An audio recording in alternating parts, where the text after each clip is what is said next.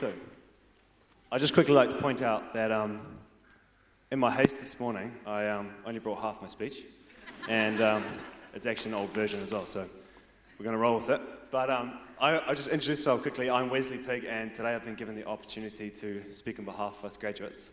And before I start, I'd just like to acknowledge and thank the Chancellor and Vice-Chancellor, as well as the Dean and the academic staff, as well as honourable guests. And then lastly, friends and whānau. E hara taku toa, I te toa takitahi, engari he toa takitini. So success is not the work of one, but it is the work of many. So on behalf of us all, thank you.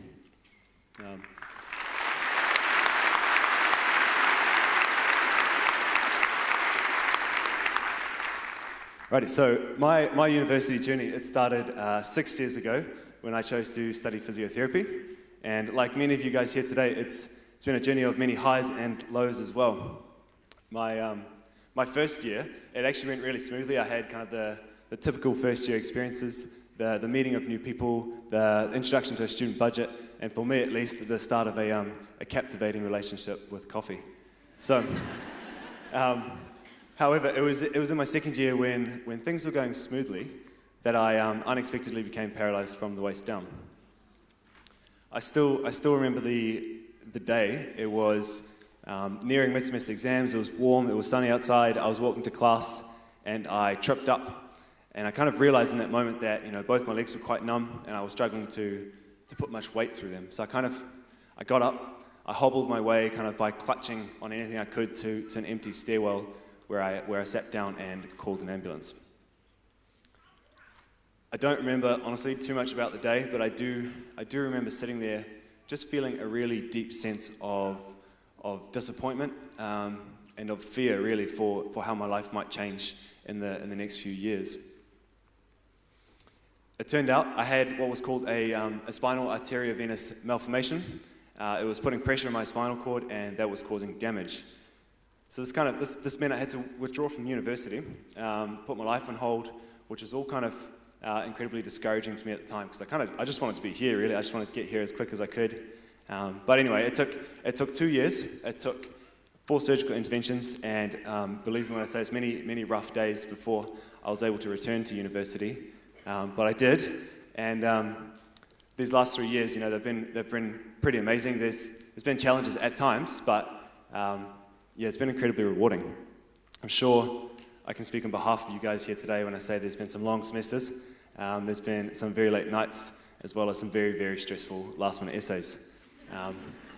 But we've definitely, we've learned new skills, we've developed our character, we've made memories as well as good friends along the way, so it's definitely been worth it. What I would like to do today is just briefly share 2 lessons that I've learned since starting university and through my experiences of being paralysed and being in the chair. So I'll go ahead. The first one is that we are inherently resilient. So as I discovered, life's not necessarily going to always go how we initially want or plan. Problems and crises are going to occur, but I've realised we all have the ability to cope with these changes. And we also all have the ability to really turn an unwanted situation into one which we care to live in. I'm not saying it's easy, and it wasn't easy for me either, but if we're open, if we're vulnerable, if we're honest with ourselves and those around us, we won't just persevere through adversity, but we may even thrive. So as we go into kind of our careers, if something happens, whether in our personal lives or in our careers, just remember that we are resilient. Okay, so that's the first thing I learned. The second thing is that our attitude is more important than our situation. So being in the chair has kind of forced me to consider what I want to do with my life, what's possible, what I can and can't do. It's been through this thinking process that I've realized I was really limiting myself. I had a mindset of self-limitation.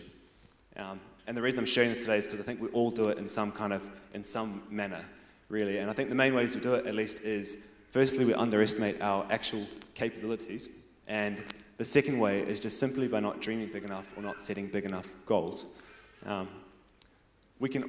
truly believe that we can all achieve big things that seem unachievable if we want to, but it just takes a positive attitude, and most importantly, it takes a mindset of possibility to begin with.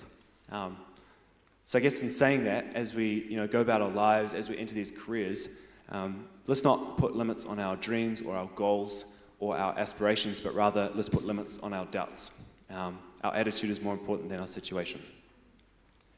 So those are just two of the many things that I've learned throughout my experiences. But I guess as I wrap up today, I just want to say that we should be incredibly proud as we graduate. It's not an easy feat, as we've discovered, but it's definitely worth it. So I guess we've all kind of grown together. We've all walked across the stage together.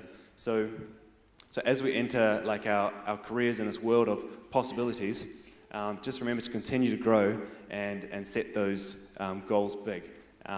As the Māori whakatauki goes, kei o ringa te ao, the world is yours. Thank you.